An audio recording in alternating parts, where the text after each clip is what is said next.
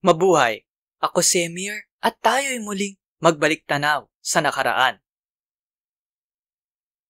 Parte ang video na ito ng aking mahabang bitinserye tungkol sa anti-terror law.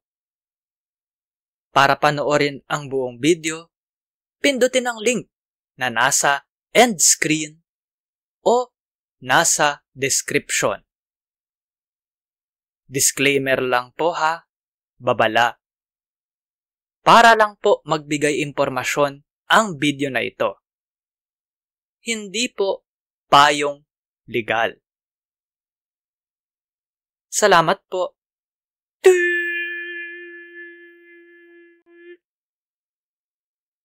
Anumang oras bago mapaso ang 3 taon, maaari pong magsampa ng beripikadong mosyon ang sinumang partido para po baguhin o iurong ang utos. Ano pong basehan? Dahil po sa pagbabago sa kalagayan ng mga partido.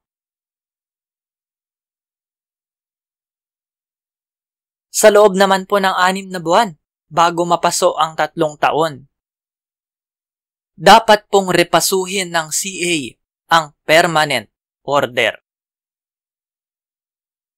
Pero, bago po pwedeng gawin ng CA yon, dapat magsampa po ng verified application, beripikadong aplikasyon, ang DOJ. Maaaring panatilihing may bisa, i-extend palawigin, ang permanent order. Hanggang kailan po?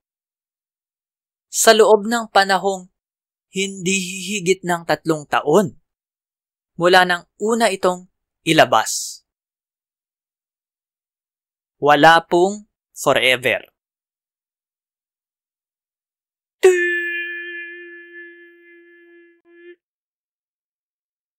I-like at i-share ang video na ito sa social media. Mag-subscribe at pindutin ang batingaw o bell. Panoorin ang iba pang Emir's Biten, baliktanaw/inhindsight. Suportahan ang palabas sa Patreon, sa PayPal, o magbigay ng crypto.